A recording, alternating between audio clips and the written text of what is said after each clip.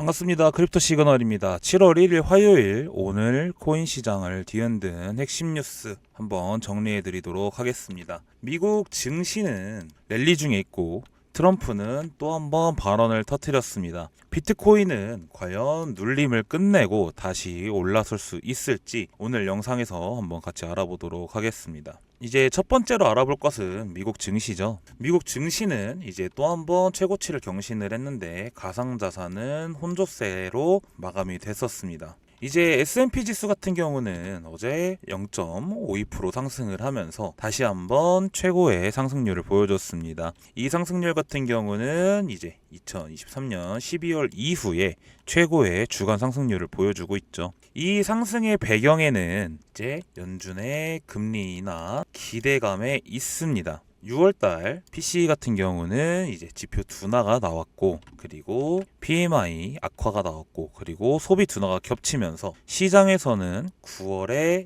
인하를 좀 기정사실화하는 분위기입니다. 특히 이제 10년물 국채 금리는 4.2%로 하락을 했고, 달러 인덱스 같은 경우도 이제 96.7로 좀 하락하는 모습을 보여줬죠. 이게 PC 둔하면 좀 안 좋은 거 아니냐라고 좀 할 수 있는데 왜 이게 긍정적인 신호인지 한번 알아보도록 하겠습니다. 자, 이제 PC 둔화라는 거는 의미는 인플레이션 둔화라고 볼 수 있겠죠. 그러면서 수요 약화를 우려하게 됩니다.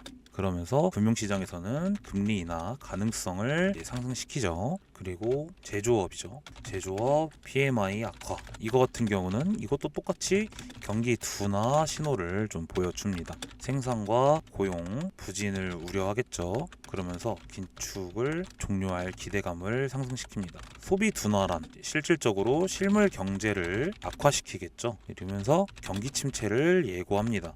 근데 이게 연준의 비둘기 전환을 압박하는 거죠. 그래서 실제로 실물 경제표가 나빠지면은 연준은 경기 침체를 막기 위해서 금리 인하를 하게 됩니다. 그래서 이제 연준의 금리 인하 명분이 쌓이고 있다라는 점에서 이제 금리 인하 기대감을 좀 가지고 있는 거죠. 그래서 실제로 지금 이거 다 발표 이후에 국채는 계속 지금 하락을 나와주고 있고, 달러 같은 경우도 하락을 약세를 좀 보여주고 있습니다. 그러면서 나스닥 같은 경우는 오히려 강세를 좀 보여주고 있죠. 그렇기 때문에 이게 곧 나쁜 뉴스는 아니다라고 좀 볼 수 있습니다. 그리고 다음 뉴스 좀 볼게요. 트럼프 모든 국가의 관세 서한을 보내겠다.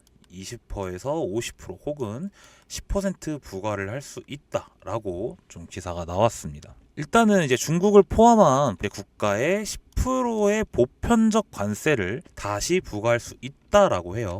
그래서 보면은 이제 상호 유예기간 만료가 7월 8일이죠. 이제 4월 2일부터 시작을 해서 90일 줬죠. 그러면서 7월 8일 날 이제 끝나게 되는데 각국에 부과할 상호 관세율을 논의할 것이다라고 좀 얘기를 했습니다. 이거 같은 경우는 이제 어떻게 보면은 글로벌 공급망 불안전성을 이제 부각시키면서 안전자산 선호 심리를 이제 유발하게 되죠. 그래서 위험자산 약세로 좀 연결될 수 있다라고 좀 볼 수 있을 것 같습니다. 그래서 아무래도 이제 비트코인 같은 경우는 저런 기사에 좀 민감한 자산이죠. 단기 상승을 시도하더라도 이 불확실성이 계속된다고 하면은 이 탄력은 좀 제한이 될 수 있는 상황입니다. 그 다음 뉴스로는 이제 다시 한번 트럼프가 연준에 또 금리 인하 압박을 했죠. 연준은 부끄러워해야 한다. 그래서 보면은 파월은 언제나 너무 늦다라고 하면서 금리 대응을 좀 강하게 비판을 했고, 우리는 1%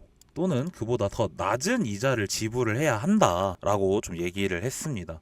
그러면서 지금 미국보다 기준 금리가 낮은 나라가 34개국에 달하는데 연준 위원들은 좀 부끄러워해야 한다라고 하면서 좀 연준을 좀 심하게 욕을 했죠. 그래서 이거는 단순 비판을 넘어서 통화 정책을 압박하는 정치 변수로 좀 부각이 되고 있습니다. 이제 그러면서 비트코인을 포함한 시장이 이런 이슈에 단기적인 혼조세를 좀 보이고 있다라고 좀 생각이 듭니다. 그래서 비트코인 한번 차트 4시간으로 좀 살펴보도록 할게요. 지금 현재 이제 107K 초반에서 조정을 받고 있는 상황입니다. 그래서 단기적으로는 이 과열을 해소하면서 횡보하는 모습을 좀 보인다고 볼 수 있지만 구조적으로는 일단은 단기 이평선이 다 위에 있고 있기 때문에 상방 돌파에 실패하고 눌림을 받고 있는 상황이죠. 단기 매물대에 소화하고 나서 방향성이 결정될 가능성이 좀 높습니다. 그래서 중요한 거는 지금 이 구간을 넘어서서 여기까지 끌어올려 주는 게 제일 중요하다라고 좀 볼 수 있습니다. 그래서 저항 같은 경우는 일단은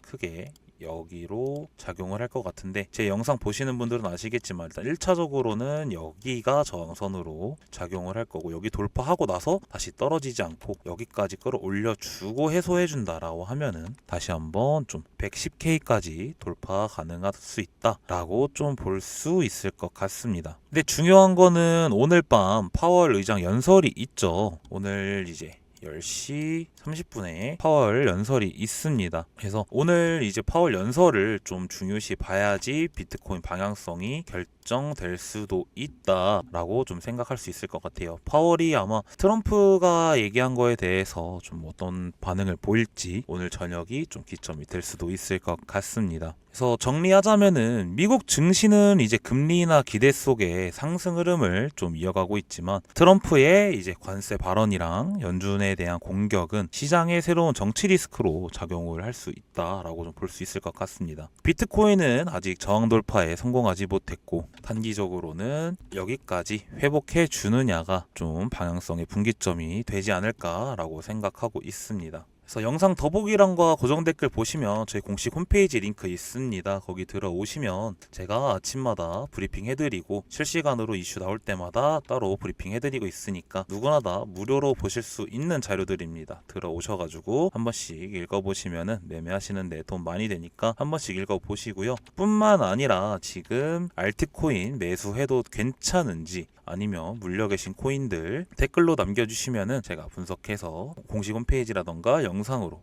같이 올려드리고 있으니까 댓글로도 많은 참여 부탁드리도록 하겠습니다. 오늘 영상 여기까지 하도록 했고요. 저는 다음 영상으로 찾아뵙도록 하겠습니다. 시청해주셔서 감사합니다.